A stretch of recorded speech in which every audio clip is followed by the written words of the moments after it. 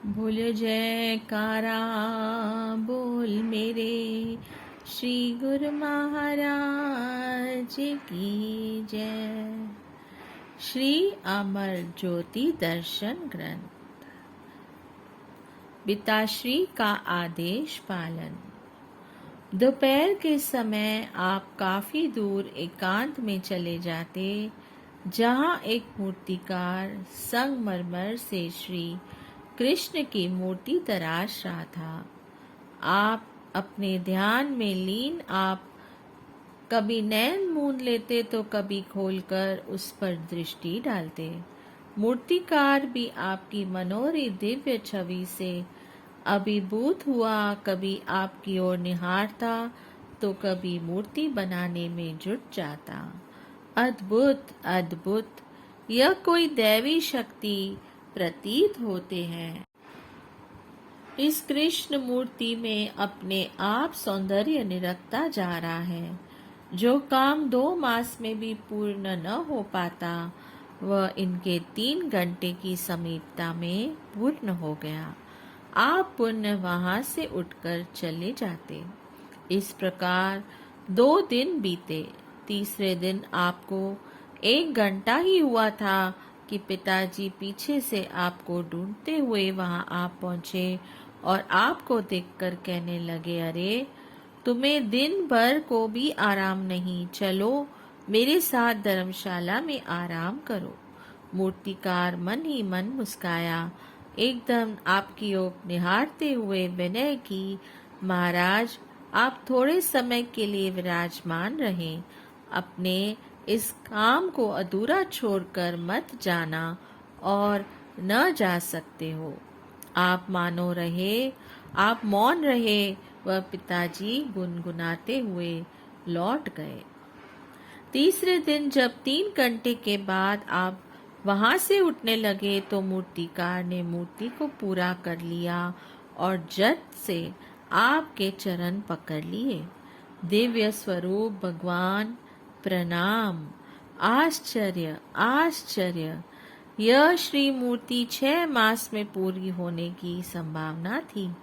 आपकी दृष्टि मात्र से यह मूर्ति 3 दिन में ही पूरी हो गई, वह भी अद्वितीय स्वरूप में। अब आप यह रहस्य बतलाएं कि आप श्री कृष्ण अवतार के रूप में धरती पर आए हैं।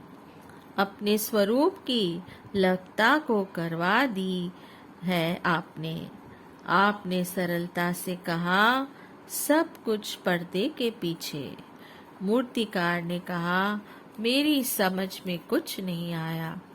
आपने फरमाया, सृष्टि की पूरी रचना, सकल ब्रह्मांड का रहस्य सब पर्दे के पीछे है, अर्थात गुप्त है।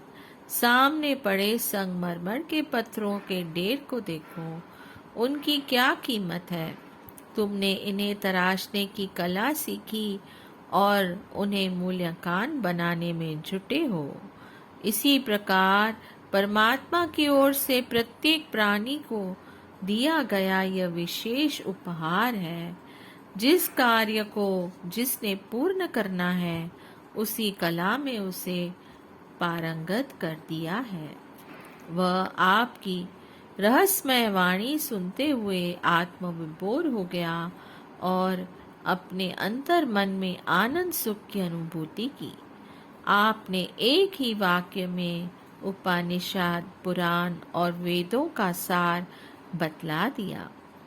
आप धर्मशाला में लौटे तो पिताजी ने आपको बनारस जाने को कहा। आप पिताजी की आज्ञा को मानकर साथ चल दिए। वहां पर पिताजी मंदिर में जाते और पुण्य मठाशीष के पास बैठकर उनकी दिनचर्या और उपदेश सुनते। आप वहां पर बाहर से ही सैर करते हुए किसी निर्जन स्थान पर बैठकर भजन अभ्यास का आनंद लेते। एक बार आप जैसे ही बाहर से गुजर रहे थे, एक मठाधीश ने आपको बुलाया और कहा, अंदर आइए और अपना घर देखिए, अर्थात यहाँ पर हमारे साथ मठ संभालिए। चूंकि 2-3 दिन से जैसे ही वह आपको बाहर से निकलते देखता, उसका ध्यान आपकी ओर केंद्रित हो जाता और उससे आप में कुछ विशेष दिखाई देता। आपने मठ में प्रवेश करते हुए उससे कहा, अंदर आइए, केवल हमें ही अंदर नहीं आना है, आप सब इसी कार्य में लगे हैं।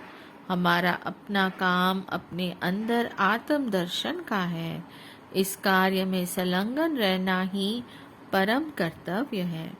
वहां पर अंतर्दृष्टि के पारखू एक दिव्य पुरुष ने प्रवेश किया और मठाधीश को संबोधित करते हुए कहा कि आप जिन्हें घर की राह दिखा रहे हो, ये तो संसार को निज घर की राह दिखाने के लिए ही अवतरित हुए हैं। ये निर्बंध हैं, किसी के बंधन में नहीं बंधेंगे। और यह भविष्यवाणी करते हुए वे अलोप हो गए। मठाधीश और पिताजी ने इसका भेद जानना चाहा। आपने कहा, हाँ, श्री आनंदपुर हमारा अपना घर है। श्री सद्गुरुदेव महाराज जी सब कुछ जानते हैं। हम अपना कर्तव्य पालन कर रहे हैं। पिताजी ने कहा, बेटा, तू ही जाने कि किस कर्तव्य को पूरा करना है। हम तो तीर्थ यात्रा में भगवान के गुणगान एवं कथा कीर्तन का आनंद ले रहे हैं। बनारस के पश्चात आप अयोध्या गए।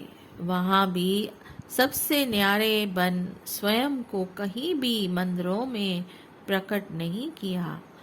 आपको सत्संग उपदेश देने या कहीं उपदेशकों के समीप जाना अधिक नहीं सुहाता था। जहाँ कहीं रामायण कथा अथवा सत्संग प्रसंग चल रहा हो, वहाँ कुछ समय बैठ जाते। इस प्रकार कहीं 5 दिन तो कहीं 7 दिन साथ निभाते रहे। एक दिन प्रातः आप सरयू के तट पर सैर कर रहे थे। एक बुजुर्ग ब्राह्मण लाठी के सहारे चलता हुआ आपके पास पहुंचा। चरणों पर मस्तक धरा और विनय की, वाह राम जी, रूप तो आपका अपना प्रकट कर अंतर मन को हर्षा दिया, परंतु धनुष बाण लक्ष्मण और सीता जी को कहाँ छोड़ आए? अकेली ही सैर कर रही हैं।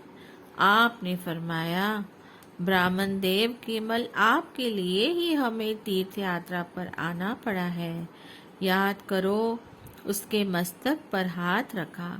आपकी विनय पर हमने आपसे वादा किया था कि आप कलयुग में दर्शन पाकर निर्वाण पद प्राप्त करोगे।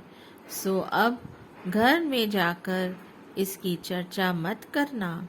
भगवान किसी न किसी रूप में हर युग में प्रकट होते हैं। भक्तों व प्रेमियों के साथ उनकी भावना रूप लीला करते हैं।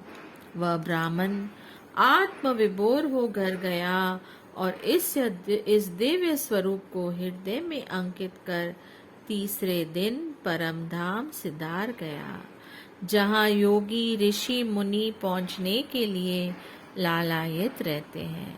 इसके पश्चात आप कभी लखनऊ पहुँचे ही थे कि आपके पिताजी ने कहा कि हमारा दिल इन तीर्थों से भर गया है।